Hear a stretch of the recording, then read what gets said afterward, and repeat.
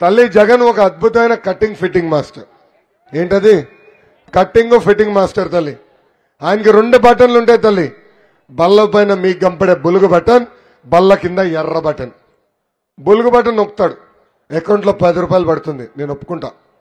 కానీ అదే క్షణం ఎర్ర బటన్ నొక్కుతాడు, అకౌంట్ నుంచి 100 రూపాయలు ఉష్షన్ పోతుంది తల్లి. ఎలా పోతుందో చెప్పాలి కదా.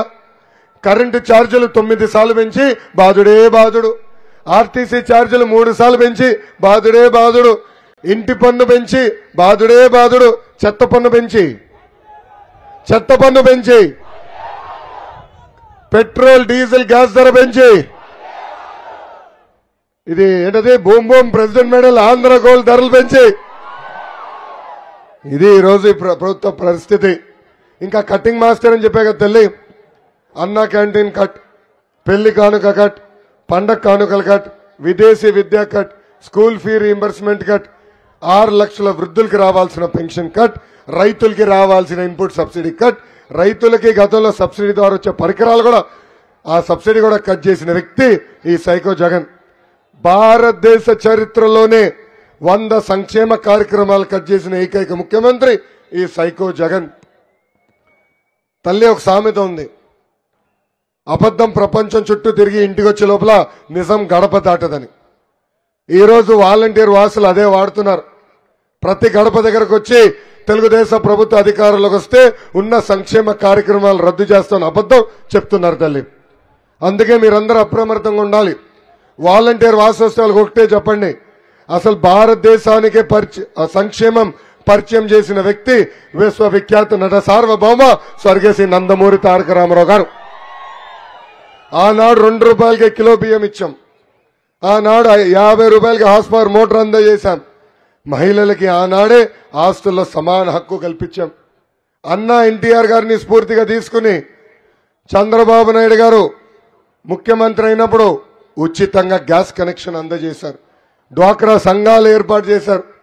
మొన్న ముఖ్యమంత్రి అవుతే ఏకంగా పసుపు కుంకం, అన్నదాత సుఖీభవ, చంద్రన బీమా, అన్న క్యాంటీన్, స్కూల్ ఫీ రీయింబర్స్మెంట్, చాలని 200 రూపాయల పెన్షన్ ని 2000 రూపాయలు చేసిన ఘనత కూడా చంద్రబాబు నాయుడు గారిదే. మీరు పడుతున్న కష్టాలు చూశాం. అందుకే పవన్ అన్న చంద్రబాబు గారు కలిసి బాబు సూపర్ 6 హామీలు ఇచ్చారు. దాంట్లో మొదటి హామీ నిరుద్యోగ యువకులకి 5 సంవత్సరాల్లో 20 లక్షల ఉద్యోగాలు కల్పించే బాధ్యత మేము తీసుకుంటున్నాం. ప్రతి సంవత్సరం డిఎస్సి ఏర్పాటు చేస్తాం. 5 సంవత్సరాల్లో ప్రభుత్వ పోస్టులన్నీ భర్తీ చేసే బాధ్యత మేము తీసుకుంటాం. ఉద్యోగం వచ్చే వరకు ప్రతి నెల 3000 రూపాయలు నిరుద్యోగ భృతి కూడా మన ప్రభుత్వం ఇవ్వబోతుందని ఈ సభాముఖంగా నిరుద్యోగ యువకులకి నేను హామీ ఇస్తున్నా. రెండో హామీ, స్కూల్కి వెళ్లే ప్రతి విద్యార్థి తల్లిదండ్రుల అకౌంట్లో మన ప్రభుత్వం ప్రతి ఏడా 15,000 రూపాయలు వేయబోతుంది. అంటే ఒక్కరుంటే 15,000, అంటే ఒక్క బిడ్డ ఉంటే 15,000, ఇద్దరుంటే 30,000, ముగ్గురుంటే ఎంత బా 45,000 రూపాయలు మన ప్రభుత్వం వేయబోతుంది. అంతేకాదు, మూడో హామీ, రైతులకి అండగా నిలబడడానికి ప్రతి సంవత్సరం ఆర్థిక సాయం రూపంలో 20,000 రూపాయలు రైతులు కూడా అందజేసే బాధ్యత మన ప్రభుత్వం తీసుకోబోతుంది. ప్రతి ఇంటికి ప్రతి ఏడా ఉచితంగా 3 గ్యాస్ సిలిండర్లు మన ప్రభుత్వం అందజేయబోతుంది. ఇంకా 18 నుంచి 59 సంవత్సరాల వయసు కలిగిన మహిళలకి ప్రతి నెల 1,500 రూపాయలు మేము ఇస్తాం. సంవత్సరానికి 18,000, 5 సంవత్సరాల్లో 90,000 రూపాయలు కూడా మన ప్రభుత్వం మహిళలకు అందజేయబోతుంది. ఇంకా ఆరో హామీ ఏంటబ్బా? మా బీఎస్పీజీ సూపర్ స్టార్లు ఏమైంది? ఆరో హామీ, మహిళలు ఆర్టీసీ బస్సులో ప్రయాణించే హక్కు మన ప్రభుత్వం కల్పించబోతుంది. ఆర్టీసీ బస్సులో ఉచితంగా ప్రయాణించే హక్కు మన ప్రభుత్వం కల్పించబోతుంది. ఇంకా ఉత్తరాంధ్రకి పట్టిన దరిద్రం జగన్. మీరందరూ చూస్తే 3 రాజధానుల పేరుతో 3 ముక్కలు ఆటలాడుతున్నారు. ఏకంగా ఉత్తరాంధ్రానికి 3 కుటుంబాలకు అప్పగించాడు తల్లి. మొదటి కుటుంబం పేరు క్యాన్సర్ గడ్డలాగా తింటున్న బొత్స కుటుంబం. రెండో కుటుంబం పేరు విజయసాయిరెడ్డి కుటుంబం. మూడో కుటుంబం పేరు వైవి సుబ్బారెడ్డి. ఈ 3 కుటుంబాలకి ఎక్కడ భూమి దొరికితే ఆ భూమి కొట్టేసే పరిస్థితి ఈ రోజు మనందరం చూస్తున్నాం.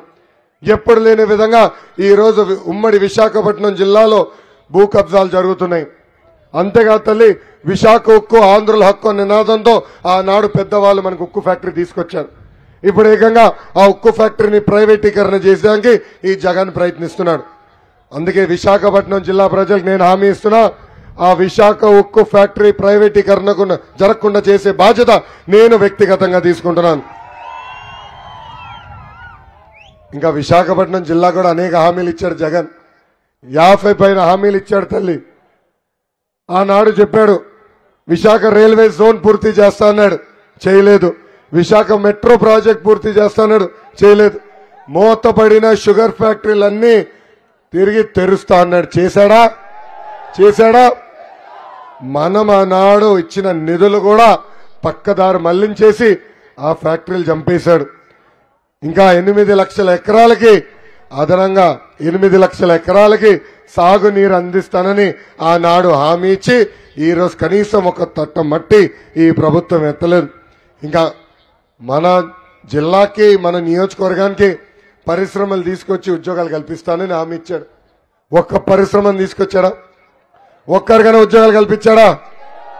పక్కన్న కోడిగుడ్డు మంత్రి దెబ్బకి ఉన్న పరిశ్రమలన్నీ కూడా ఆంధ్ర రాష్ట్రం నుంచి పారిపోయే పరిస్థితికి వచ్చింది.